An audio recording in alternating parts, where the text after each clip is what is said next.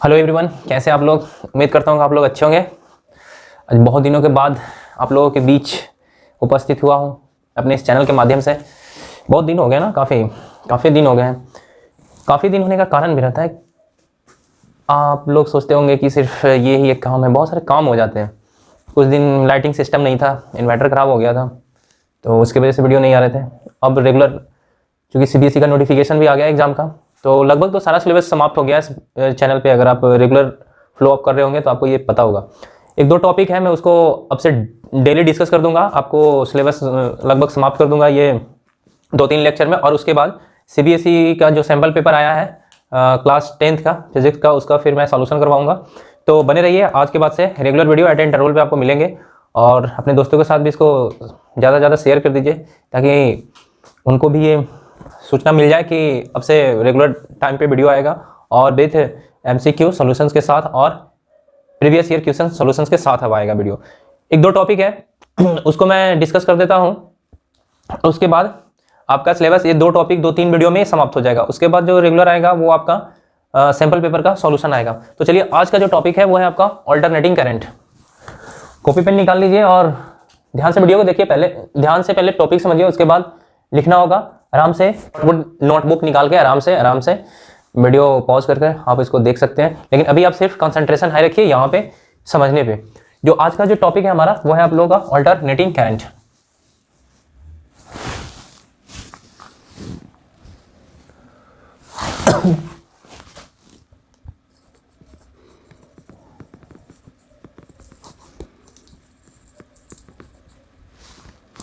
Alternating current short में इसको AC भी लिखते हैं। ऑल्टरनेटिंग करंट को शॉर्ट में क्या लिखते हैं? AC लिखते हैं। ये ऑल्टरनेटिंग करंट बेसिकली होता क्या है?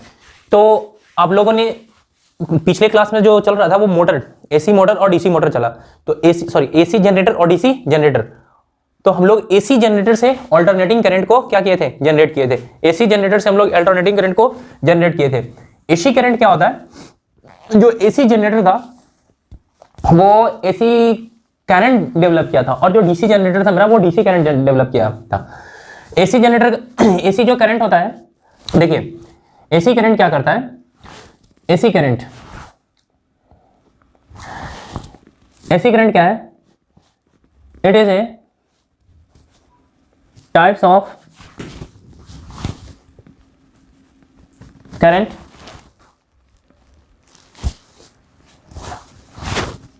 which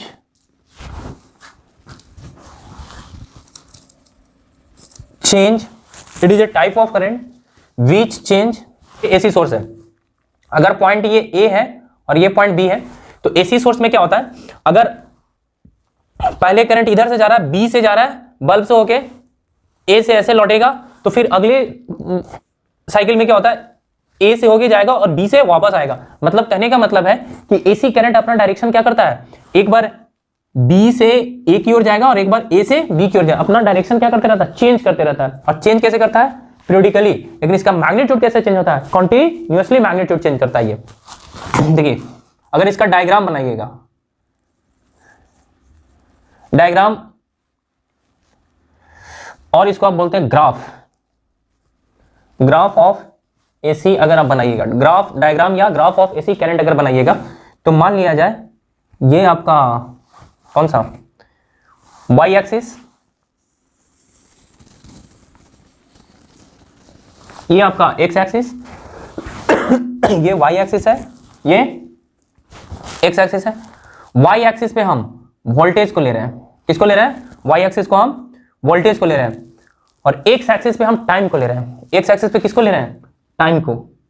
X एक्सिस पे टाइम को ले रहे हैं। Y एक्सिस पे वोल्टेज को ले रहे हैं और X एक्सिस पे तो जब इसका ग्राफ प्लॉट होगा ना Y एक्सिस पे, तो ये ऐसे जाएगा।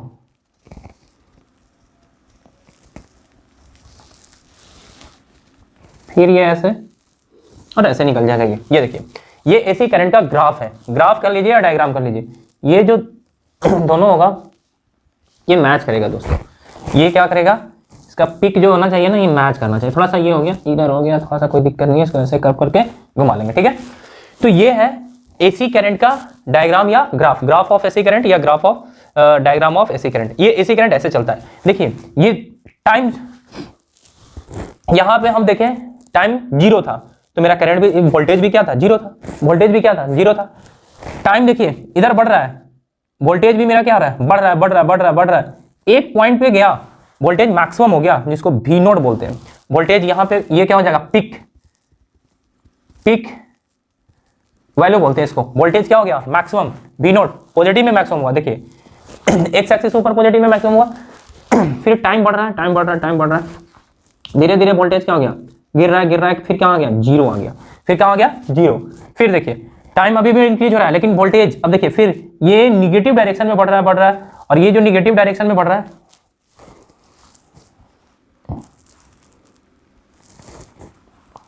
ये है माइनस का वी नोट, ये क्या है, माइनस का वी नोट। फिर ये कहां चला गया, फिर ये टाइम बढ़ रहा है, फिर अभी देखिए वोल्टेज क्या हो गया, जीरो। तो कहने का मतलब एक बार वोल्टेज पॉजिटिव डायरेक्शन में और एक बार वोल्टेज निगेटिव डायरेक्शन से फ्लो होता है। तो ये पॉजिटिव डायरेक्शन का वोल्टेज है और ये निगेटिव डायरेक्शन का वोल्टेज है। ये पॉजिटिव निगेटिव ग्राफ पढ़े होंगे अगर वेव का, क्योंकि करंट, अल्टरनेटिंग करंट क्या है, वेव, वेव के फॉर्म में चल रहा है।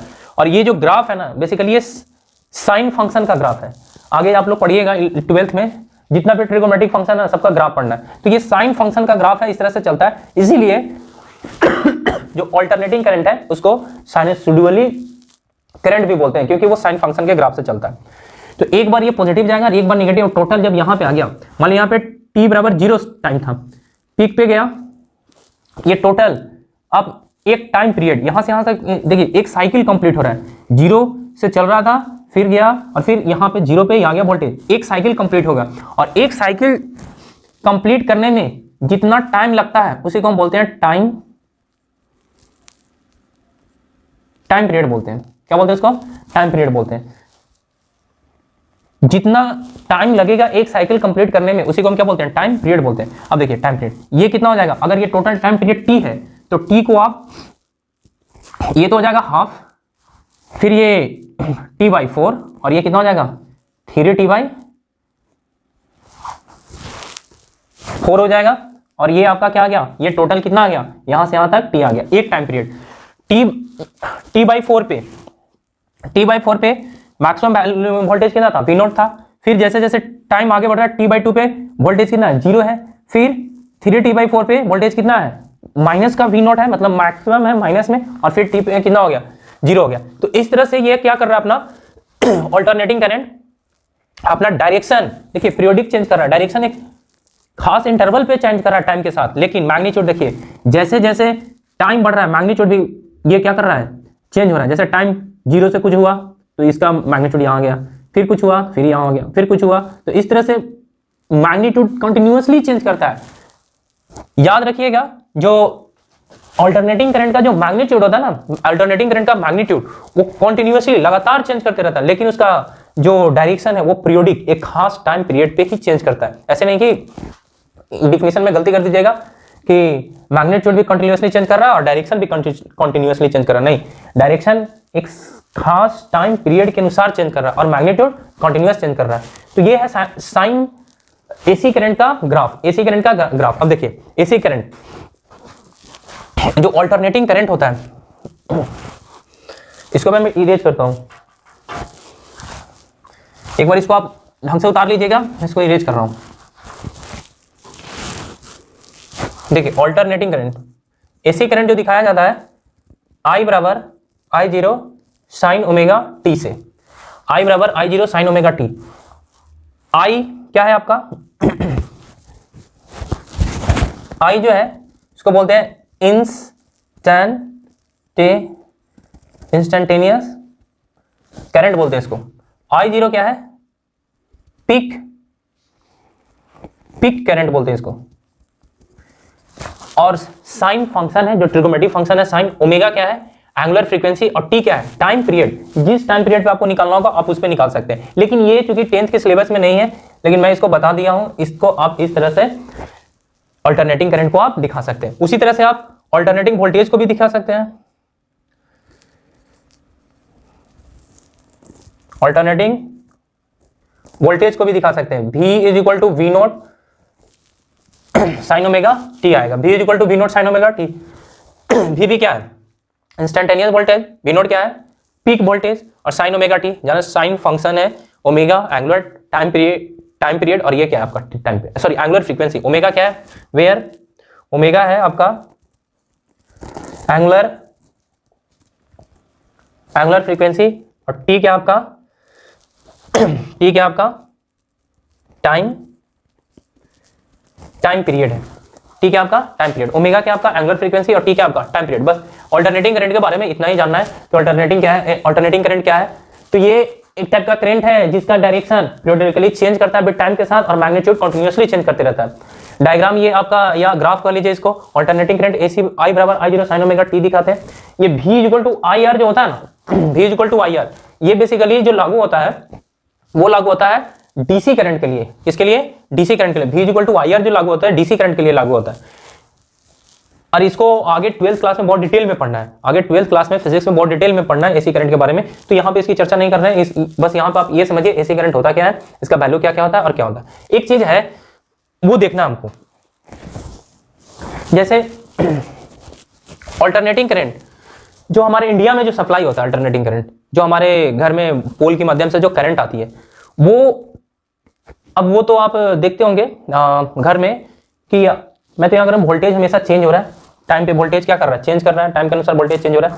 लेकिन जो अब घर में देखते होंगे कि एकदम स्टीडी वोल्टेज आता है हमारे घर में। जैसे हमारे घर में कितना वोल्टेज आता है, आप लोग घर में इंडिया में जो भी लोग होंगे उनका वोल्टेज आता होगा, वोल्टेज सप्लाई है इंडिया में 220 वोल्ट है। इंडिया में वोल्टेज सप्लाई कितना है 220 वोल्ट। और ये जो वोल्टेज सप्लाई होता है वो सप्लाई होता है 15 हर्ट्ज के फ्रीक्वेंसी से। कितना फ्रीक्वेंसी से, 15 हर्ट्ज के फ्रीक्वेंसी से। तो ये इंडिया में 220 वोल्ट जो सप्लाई होता है 15 हर्ट्ज, ये क्या है इसके बारे में आगे बताते हैं हम। देखिए इतना आप इसको एक बार स्क्रीनशॉट ले लीजिए, उतार लीजिए, मैं आगे आपको बतलाता हूं कि ये क्या है। 220 वोल्ट और 15 हर्ट्ज। स्पेस नहीं है, मैं इसको इरेज कर देता हूं। देखिए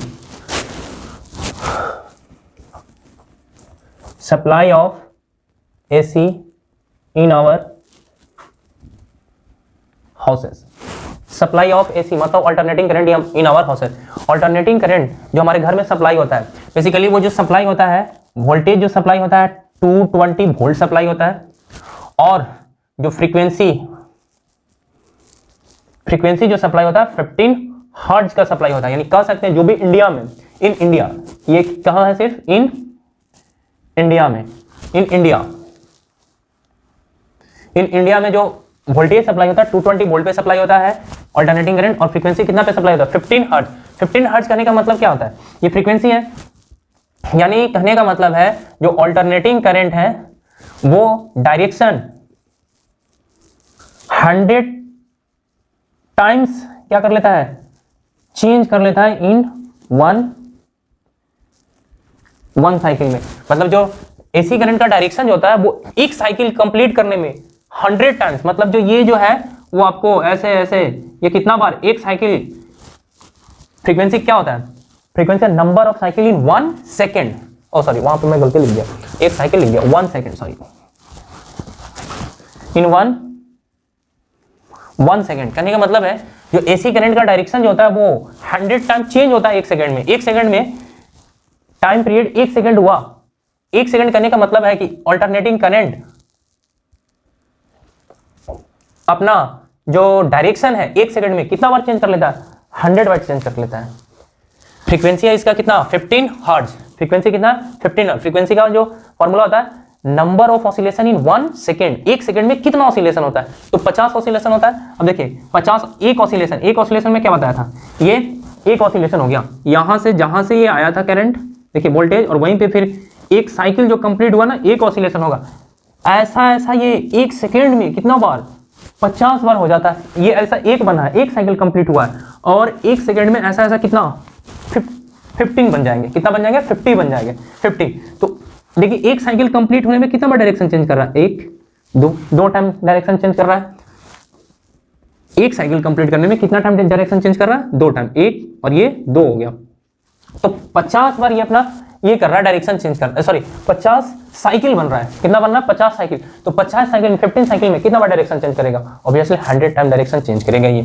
तो कहने का मतलब है जो एसी करंट जो होता है हमारे घरों में जो सप्लाई होता है 220 वोल्ट पे, जो पोल से आता है वो 220 वोल्ट पे 15 हर्ट्ज पे, और वो उसका जो साइकिल, एक साइकिल में उसका जो रोटेशन होता है कितना बार हो जाता है 100 टाइम। सोच लिए कितना जल्दी करता होगा।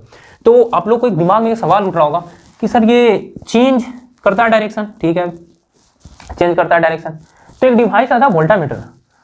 वोल्टमीटर को जब आप लगाइएगा, वोल्टमीटर क्या करता है, वोल्टेज मापता है दो पोटेंशियल के बीच का। अगर यहाँ पे आप वोल्टमीटर लगा देंगे यहाँ पे, तो ये इसका वोल्टेज मापेगा। तो सर जैसे ये डायरेक्शन चेंज करना, तो वोल्टमीटर को क्या करना चाहिए, अपना डायरेक्शन चेंज करना चाहिए, बार बार क्या करना चाहिए, डायरेक्शन चेंज करना चाहिए। तो नहीं, तो ऐसा नहीं होता है। ऐसा इसलिए नहीं होता है, एक आप लोग सुने होंगे एवरेजिंग सुने ना, तो हमारे जो घर में आता है वोल्टेज, वो रियली में तो दिखता है 220 वोल्ट, रियली में तो दिखता है क्या 220 वोल्ट, लेकिन ये जो 220 वोल्ट है ना, ये एक्चुअल सप्लाई वोल्टेज नहीं है। ये जो 220 वोल्ट है वो एक्चुअल सप्लाई वोल्टेज नहीं है, इसका एक स्पेशल नाम है, इसको बोलते हैं आरएमएस वोल्टेज। क्या बोलते हैं इसको, आरएमएस वोल्टेज। अब ये RMS root mean square voltage बोलते हैं उसको।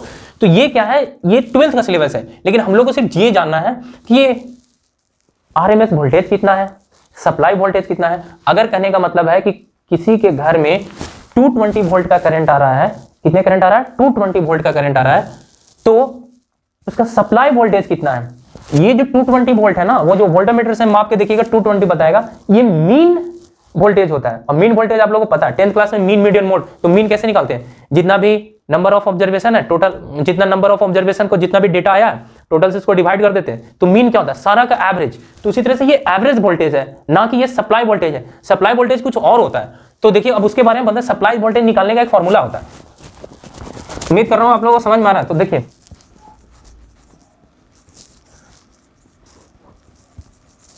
Supply voltage is equal to होता है आपका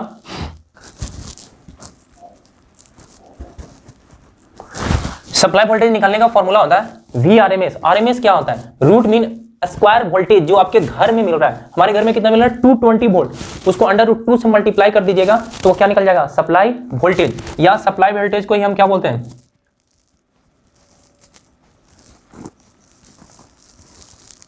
सप्लाई वोल्टेज को ही कभी कभी हम इसको पीक वोल्टेज बोलते हैं।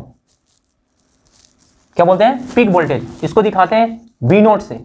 किससे दिखाते हैं, V नोट से। V nought is equal to Vrms into √2। और ये V नोट क्या बताया था कि जब ये करंट जा रहा है, तो देखिए ये वोल्टेज और ये वोल्टेज, ये V नोट वोल्टेज था, एक बार पॉजिटिव में एक बार निगेटिव में, एक बार पॉजिटिव में, तो एक साइकिल में निकालिएगा तब तो जीरो हो जाएगा, एक साइकिल में निकालिएगा तब तो जीरो हो जाएगा। लेकिन मीन निकालना है हमको, तो मीन में जो सप्लाई वोल्टेज होता है वो होता है V nought equal to Vrms into 100। तो जो हमारे घर में जो करंट है, सॉरी वोल्टेज है, वो कितना है, 220 वोल्ट। वो जो 220 वोल्ट है, ये जो 220 वोल्ट हम लोग जो बोलते हैं ना, ये एक्चुअली में Vrms वोल्टेज है। ये जो हमारे घर में आ रहा है वोल्टेज, ये एक्चुअली में 220 वोल्ट Vrms वोल्टेज है। तो सप्लाई वोल्टेज कितना है, तो हमारे जो सप्लाई हो रहा है कहां से, पावर स्टेशन से जो सप्लाई हो रहा है वोल्टेज, वो कितना है, तो वो तो बहुत सारा वोल्टेज, 1 लाख का वोल्टेज होता है, 11,000 का वोल्टेज होता है। लेकिन हमारे घर में जो सप्लाई हो रहा है, ये तो वोल्टेज है कि इलेक्ट्रॉनिक अप्लायंसेस चलाने के लिए, जैसे आप वोल्टमीटर दिखाएगा तो 220 वोल्ट ही दिखाएगा। लेकिन एक्चुअली में सप्लाई कितना हो रहा है, तो एक्चुअली में सप्लाई वोल्टेज अगर निकालना चाहते हैं तो फॉर्मूला पर रख दीजिए V nought equal to 220 volt into √2। इसको आप सॉल्व कीजिएगा तो V जो सप्लाई आएगा 310 वोल्ट आएगा।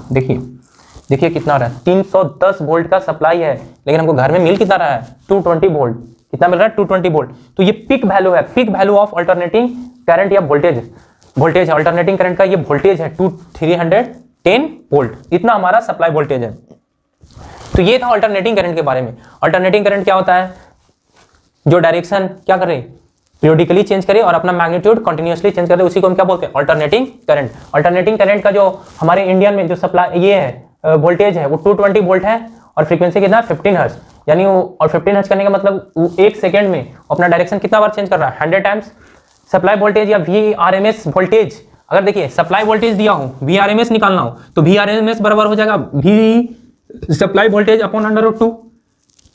और अगर सप्लाई वोल्टेज निकालना हो तो Vrms √2। इसको जब सॉल्व कीजिएगा तो 310 वोल्ट, यानी एक्चुअली में हमारे घर में कितना वोल्ट आता है, 310 वोल्ट आता है, 310 वोल्ट आता है। लेकिन चूंकि ये आपको पता है कि जो अल्टरनेटिंग वोल्टेज या करंट है वो कांस्टेंट स्टेडी करंट नहीं है, एसी डीसी करंट के जैसा कि 310 वोल्ट आ रहा है, नहीं। ये क्या कर रहा है, ये अपना डायरेक्शन चेंज, मैग्नीट्यूड देखिए कंटिन्यूअसली चेंज कर रहा है। मैग्नीट्यूड क्या कर रहा है, कॉन्टिन्यूसली चेंज कर रहा है, मैग्नीट्यूड अपना कॉन्टिन्यूसली ये क्या कर रहा था, चेंज कर रहा था।